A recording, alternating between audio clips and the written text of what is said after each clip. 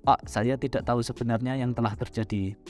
Saya sudah mencoba mengikutsertakan karyawan saya untuk membuat beberapa keputusan. Dan saya telah membiarkan memutuskan sendiri tugas-tugas mereka, namun itu sia-sia belaka. Saya senang Anda menemui saya. Ya, sebetulnya saya pun akan menemui kamu. Kemarin secara tidak sengaja, saya mendengarkan pembicaraan sebagian karyawan. Mereka mengatakan, apa yang sebenarnya telah dilakukan Pak A atau pemimpin, bukankah tugasnya memerintah saja? Lalu kita kerjakan apa yang diperintahkan dan kita tinggal terima gaji. Lalu siapa yang dibodoh-bodohkan kalau kita membuat keputusan? Gak salah tuh. Ada yang bisa saya bantu? Sebaiknya kita bicarakan lebih lanjut nanti ya. Selamat pagi, pegawai baru ya. Selamat datang ya. Saya si A, sebagai admin saya cukup lama bekerja di perusahaan ini. Baik Bu, terima kasih. Ya, saya ucapkan selamat datang. Saya juga senior di sini. Kamu anak baru jalur dalam kan? Gampang banget tuh jalur dalam. Selamat bergabung, semoga betah. Ini mungkin sudah kejutan untuk Anda. Tetapi, kami mempunyai usul untuk Anda pertimbangkan. Mungkin Anda sudah mengetahui bahwa sekretaris dari Pak Manajer akan mengundurkan diri pada akhir tahun depan. Kami merencanakan memindahkan Anda sebagai asistennya untuk mempelajari posisi tersebut. Bila berjalan lancar, posisi tersebut nantinya adalah untuk Anda ketika ia mengundurkan diri. Mengapa saya menjadi sekretaris Bapak? Saya di sini hanya sebagai akuntan dan tidak mengetahui tentang posisi tersebut. Tidak, Anda salah. Kita semua setuju bahwa Anda menjadi sekretaris saya yang baik. Karena kami telah melihat reputasimu selama ini.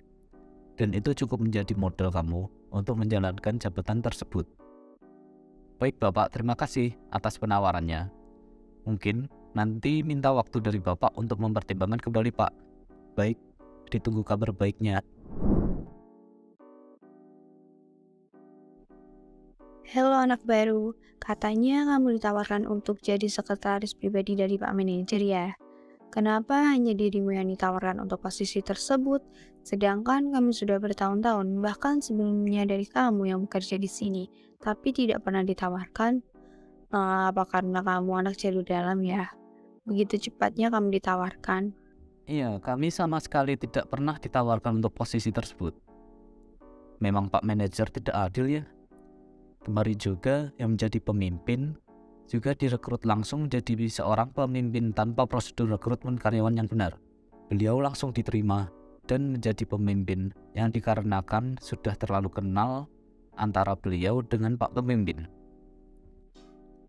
Selain itu, kamu juga kerja di sini lewat jalur dalam karena kerabatnya Pak Manajer kan? Padahal sebelumnya perusahaan ini sangat ketat dan menyesuaikan prosedur rekrutmen karyawan.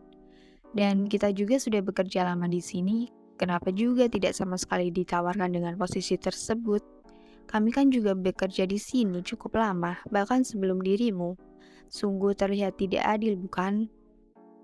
Mohon maaf Mbak, saya membenarkan saya tidak tahu adanya menempati posisi tersebut dan saya tidak terlibat dalam penentuan keputusan posisi itu. Saya tidak tahu apapun. Saya hanya bekerja di sini dengan baik dan bila ingin menempati posisi tersebut, mungkin bisa menghubungi Pak Manajer dan menawarkan diri untuk menempati posisi tersebut.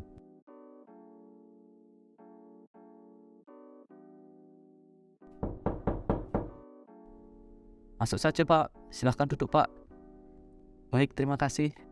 Maaf sudah menunggu, kita bicarakan tentang kemarin ya.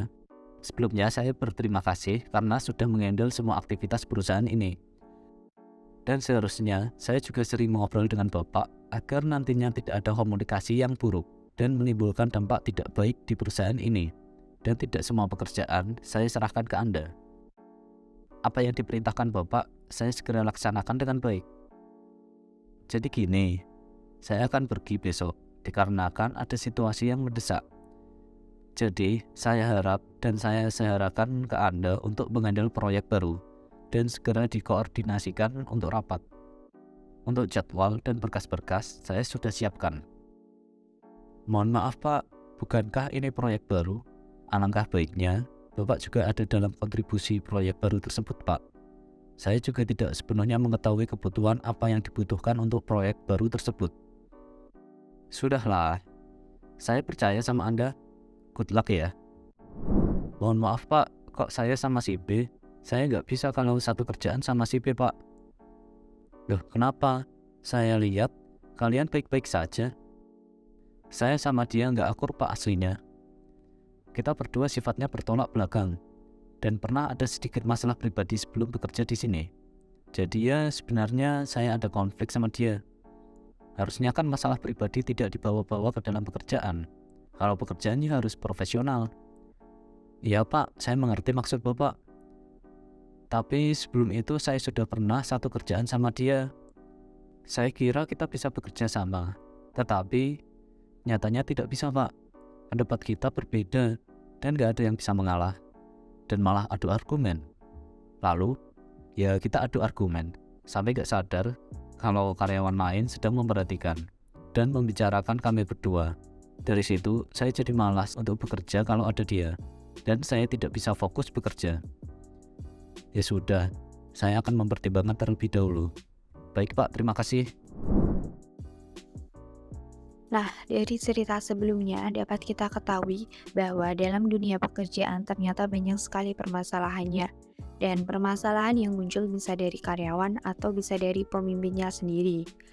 Pemicu munculnya permasalahan dalam pekerjaan dikarenakan ada beberapa faktor, seperti perbedaan pendapat, perbedaan kepribadian, adanya tekanan dari pimpinan, kesalahpahaman, masalah pribadi yang dibawa dalam pekerjaan, dan sebagainya.